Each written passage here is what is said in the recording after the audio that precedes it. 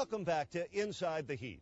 After advancing to the Eastern Conference Finals for the second time in franchise history, the Heat had great expectations for the 05-06 season. Those expectations heightened in early August when the Heat took part in the largest trade in NBA history and acquired Antoine Walker, Jason Williams, and James Posey. Then in late September, the Heat added perennial all-star point guard Gary Payton to an already impressive roster. They would become Miami's forever team. Miami's 18th NBA season got off to a rocky start. In mid-December, Stan Van Gundy announced his resignation as the Heat's head coach. Stepping back in to fill the void was Heat president and former head coach Pat Riley. When the change occurred, there was an instantaneous surge. The Heat would finish the season with 52 victories, earning their 6th division title and the number 2 seed in the Eastern Conference. There was some kind of an interesting confidence about our team that kind of gave you a sense that we could be better than people thought we could be. Live from American Airlines Arena in Miami, it's the NBA playoffs. The 2006 NBA playoffs were white hot. Heat fans were excited. Let's go, Heat! In the first round of the playoffs, the Heat took on the Chicago Bulls, winning the first 2 games of the series. We're ahead 2-0. That's what it's about. But in Chicago, the Bulls beat Miami in Game 3 and 4, tying the series at 2. Then in Game 5, Dwayne Wade turned it on, even through an injury, and the Heat closed out the series in Game 6. We always knew how to take care of business, and nothing fazed us. That's because we were 15 strong. In the Eastern Conference semifinals, the Heat faced the New Jersey Nets and lost Game 1. The Heat did respond, and Dwayne Wade led Miami to 4 straight wins and finished off the New Jersey Nets with a Game 5 win at home. Kid, bounce pass, intercepted by Wade, and that's the ball game. Miami is off to the Eastern Conference Championship. For the second year in a row, Miami was in the Eastern Conference Finals and matched up against the 2-time defending conference champions, Detroit Pistons. We felt that we could have beat them last year, so we were waiting for that challenge all year. The Pistons had home court advantage, but Miami opened the series with a 5-point win at the Palace. Wade, get by him. Beautiful move. In Game 2, Detroit won by 4, sending the series back to Miami even. Dribble drive the lane. Wade throws it up. Got it to go. Greatness right here in Dwayne Wade. Back at home, Miami won both games to take a 3-1 series lead. But the Pistons stayed alive, winning Game 5 in Detroit, sending the series back to the Heat's house for an unforgettable 6th game. On June 2nd, 1 win away from the NBA Finals, the Heat seized the moment and the series. You just had the feeling that this Heat team was not going to let this chance go by. Jason Williams rose to the occasion, hitting his first 10 shots. Jay Will played great, started the game off on fire, and everyone picked up on that energy. We did it all year long, it was somebody different each night stepping up. For the first time in this franchise's history, 18 years in the league, the Miami Heat are off to the NBA championship. The most exhilarating moment in franchise history were those white seat covers raining, snowing down on the arena.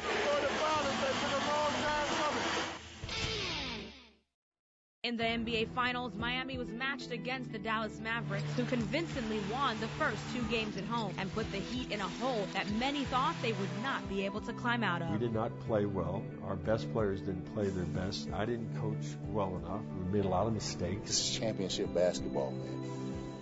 We got to start playing that way. The very next day, I just started to look at the calendar. I said, when is the first possible day that we could win it? He said, Tuesday night, June 20th, we're going to win the championship right here. The series moved to Miami for the next 3 games, but all that mattered was Game 3. It was a must-win scenario for the Heat. We weren't doing anything right in the whole game. With 6.5 minutes left, down 13, I believe was definitely a defining moment in the history of the NBA. I just remember coming back to the huddle and calling timeout. I just wrote on my blue clipboard, "This is our season, fellas. What are we going to do with it?" And Dwayne stood up and said, "Nah, I ain't going out like this. I ain't going out like this. I ain't going out like this." With Dwayne Wade scoring 15 of his 42 points in the 4th quarter, Miami battled back to tie the game, setting the stage for Gary Payton's dramatic jump shot. Payton knocks it down. That's the biggest shot to me in Heat franchise history. And the Miami Heat right back in the NBA Finals. Led by Wade, who averaged 40 points, Miami came back to win games 4 and 5. And Miami wins the ball game and have a 3-2 lead in this series. Heading back to Dallas for Game 6, Miami had its first ever chance to win an NBA championship. Game 6 was our Game 7. I packed one suit, one shirt, one tie. In Game 6, the Mavericks played well early and led by 14 in the first quarter, but Miami remained poised for their final championship challenge. What goes hot eventually goes to cold. We became masters of playing from behind. Jason Terry leans in, Mourning with a block. He sent it out of bounds. In a game that showcased the depth of Miami's heart and talent, the Heat, 15 strong, climbed to the NBA's mountaintop. The long shot, rimmed out. Wade has got it. Wade will hold on. Miami has won. Miami is NBA champs. The Heat have won it. We're NBA champions.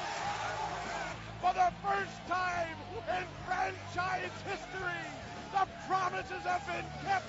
There'll be a parade down Biscayne Boulevard. Well, there's two moments when you win a title. The moment is the instant that you win it. When Dwayne threw it to the heavens. He throws the ball in the air, and you hear the horn go off, and I'm thinking, wow, it's over with. We won.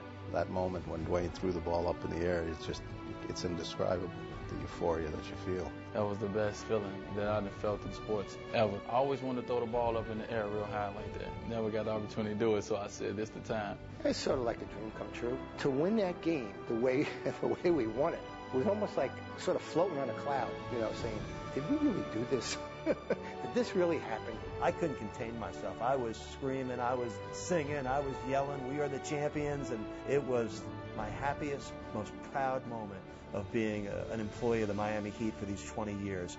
Congratulations, Miami Heat, 2006 NBA champions. And then the other moment is the locker room.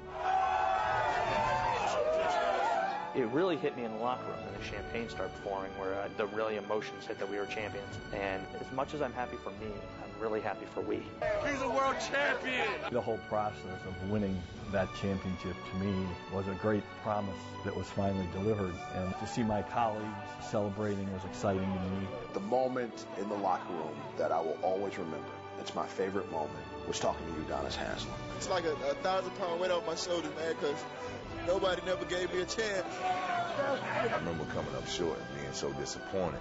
All of that just flashed through my mind, So the emotions of those moments and understanding where we were before and where we are now just puts things in perspective. It just makes you enjoy this moment even more. The Heat won their first game in the 18th game, and they won the NBA championship in their 18th season.